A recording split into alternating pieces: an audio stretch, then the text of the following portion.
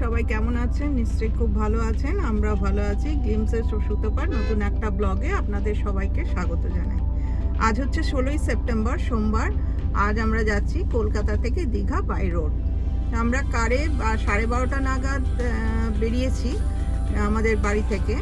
এখন আমরা বাইপাস হয়ে যাচ্ছি নিবেদিতা সেতু হয়ে কোলাঘাটের দিকে।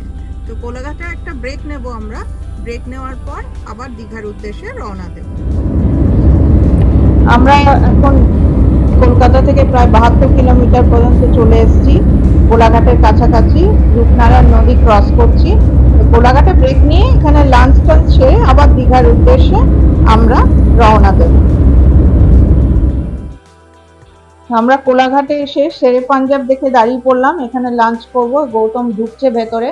চলুন ভেতরে গিয়ে দেখি কি খাবার পাওয়া যাচ্ছে। রেস্টুরেন্টটা তো বিশাল বড়, বাইরে পার্কিং এরিয়াটাও বিশাল বড়, ভীষণ সুন্দর করে সাজানো।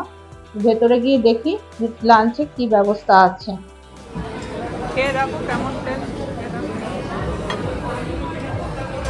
গৌতম খাচ্ছে, খেয়ে বলবে টেস্টটা কেমন হয়েছে।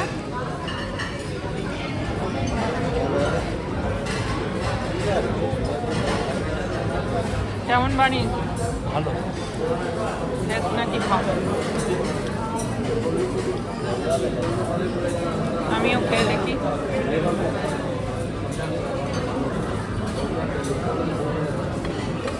ছোলের কালারটা তো বেশ ভালোই লাগছে।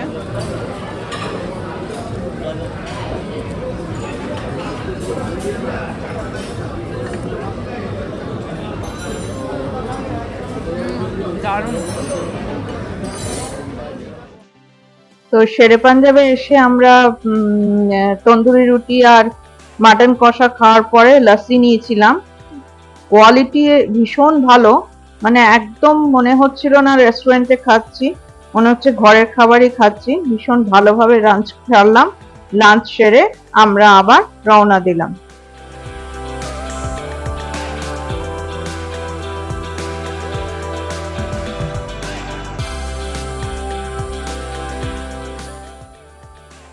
তো আমরা কোলাঘাট থেকে প্রায় আরো 30 কিলোমিটার এসে নন্দকুমার পৌঁছে গেলাম।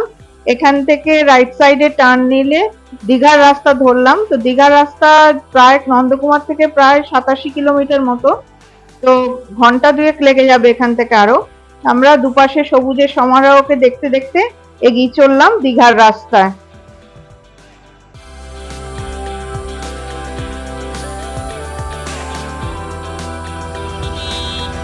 এখন বাজে প্রায় 6টা, 6:30 মতো। তো আমরা দীঘা গেটের সামনে চলে এসেছি। কি অপূর্ব সুন্দর লাগছে দেখুন, সন্ধ্যেবেলায় সবুজ রঙের আলো জ্বলছে, চারপাশটা কিরকম একটা মায়াবী মায়াবী পরিবেশ তৈরি হয়েছে। আমরা পৌঁছে গেছি দীঘার সৈকতাবাসে। এটা হচ্ছে রিসেপশন এরিয়া। এই পাশে সমুদ্র, দুর্দান্ত হাওয়া দিচ্ছে। এখান থেকে একটা রিসেপশন।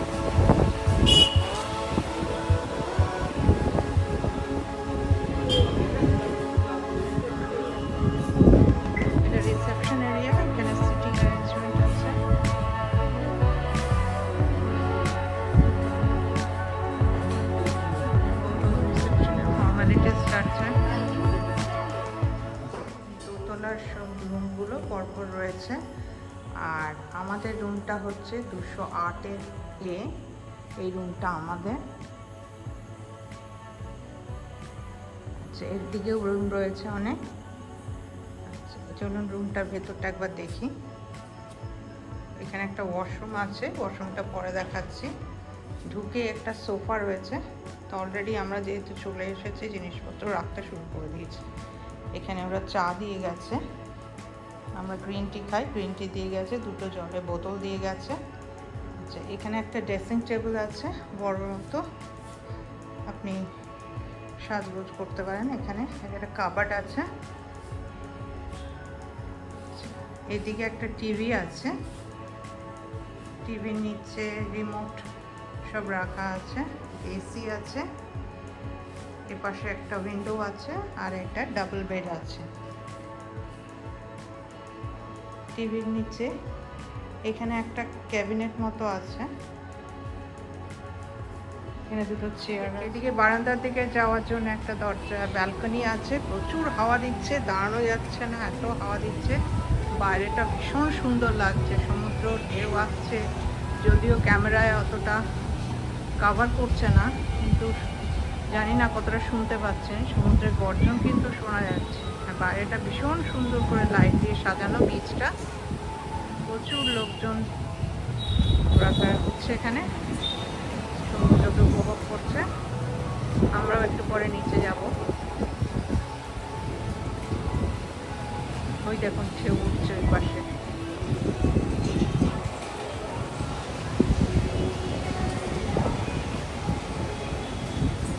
দেখুন সমুদ্রের ঢেউ আসছে।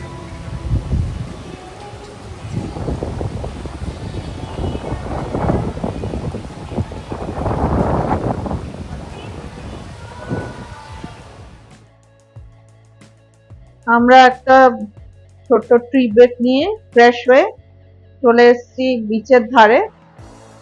রাত্রেবেলা জোয়ার এসছে প্রচন্ড ভাবে, আর প্রচুর ঢেউ উঠছে,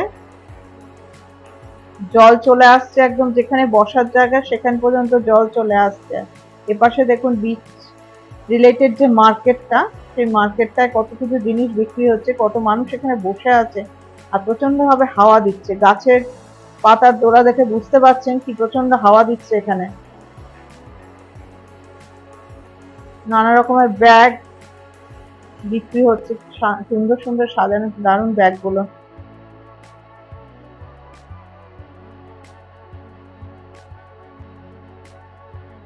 এই পাশে দেখছি অনেক কিছু আছে জিনিসপত্র, ওয়াল হ্যাঙ্গিং আছে, পেন্টিংস আছে।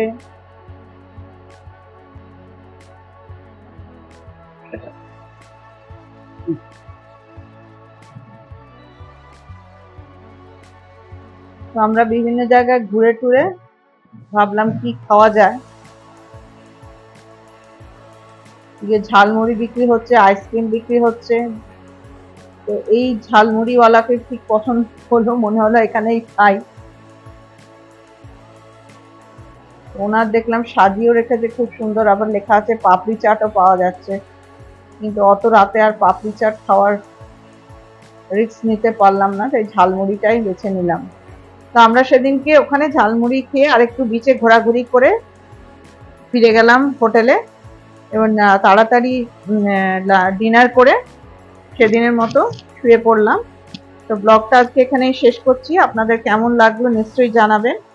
আরো একটা দিনে আমরা এখানে থাকবো, আর একটা নতুন ব্লগ খুব তাড়াতাড়ি আপনাদের কাছে আসতে চলেছে। ডে 2 এর ব্লগটা আরো ভালো হবে, কারণ অনেক জায়গা আমরা সেদিন ঘুরবো।